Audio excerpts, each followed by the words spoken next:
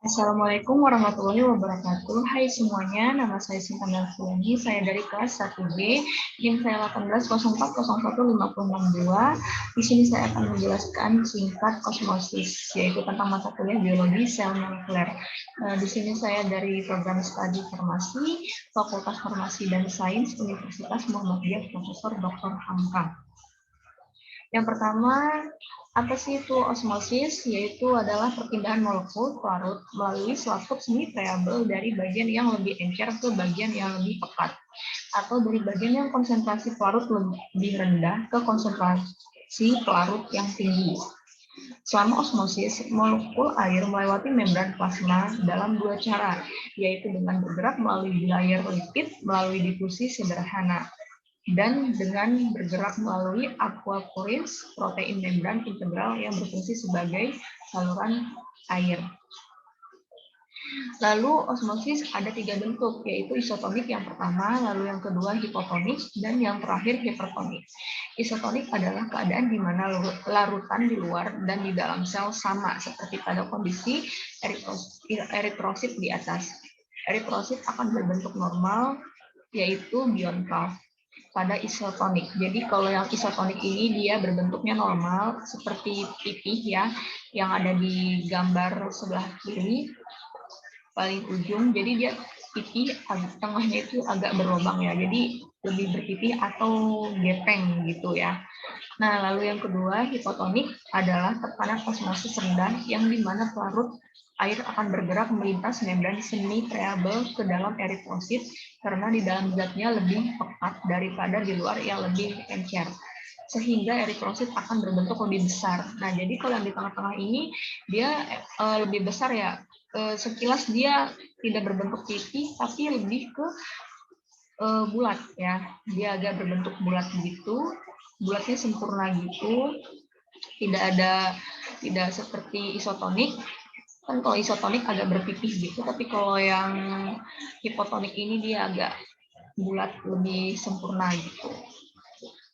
Nah, lalu yang terakhir hipertonik, itu dia adalah tekanan osmosis tinggi yang dimana pelarut air akan bergerak melintas membran semi variabel ke luar eritrosit karena zat yang berada di luar lebih pekat daripada yang berada di dalam eritrosit lebih encer, sehingga eritrosit mengkerut bentuknya. Jadi kalau yang hipertonik ini dia itu bentuknya itu dia seperti mengkerut gitu, dia tidak beraturan sendiri ya, seperti gambar terakhir yang sebelah kanan ini dia bentuknya tidak beraturan atau dia lebih tepatnya tuh dia bentuknya mengkerut sendiri gitu. Lalu di sini ada beberapa contoh peristiwa osmosis dalam kehidupan sehari-hari, yaitu yang pertama penyerapan air oleh akar tanaman, lalu potongan kentang yang semakin berat saat direndam ke dalam aqueous. Jadi kentang tersebut dia kalau direndam dengan aqueous dia akan tenggelam gitu. Dan selanjutnya potongan wortel yang semakin berat saat direndam ke dalam aqueous. Sama ya yang kayak pertama tadi itu dia akan tenggelam gitu kayak seperti kentang tadi. Dan ini yang wortelnya. Dia akan masuk ke dalam gitu, dia tenggelam gitu saat direndam ke dalam aqueous. Lalu terjadi plasmolisis pada sel tumbuhan saat direndam ke dalam garam. Nah, kalau plasmolisis ini dia ada di gambar sebelah kiri ya. Dia ada di hipertonis. Nah, lalu terjadinya hemolisis pada saat eritrosit saat direndam aqueous.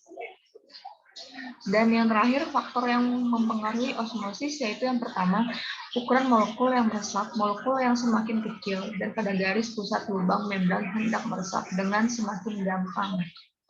Lalu yang kedua, keterlarutan lipid, molekul yang benar, keterlarutan yang tinggi meresap semakin cepat daripada molekul yang keterlarutan yang rendah seperti lipid. Lalu yang selanjutnya ada tebal membran, yang keempat ada luas permukaan, yang kelima jarak zat pelarut dan pelarut, dan yang terakhir yang keenam suhu. Sekian dan terima kasih. Mohon maaf jika banyak salah kata. Wassalamualaikum warahmatullahi wabarakatuh.